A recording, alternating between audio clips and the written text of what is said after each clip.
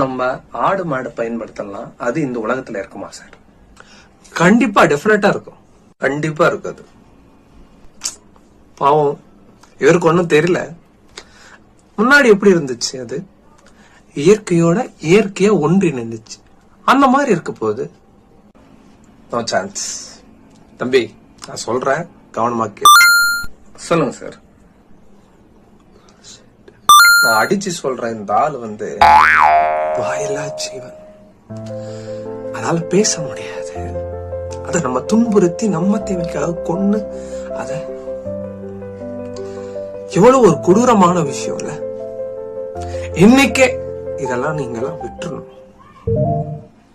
இந்த மாதிரிதான் பேசியிருப்பான். உங்ககிட்ட 3 சிம்பிளான கொஸ்டின் கேக்குறேன். முதல்ல, ஒரு கோழி நீ எதுக்காக வளர்க்கிற? முட்டைக்காக. கரெக்ட்.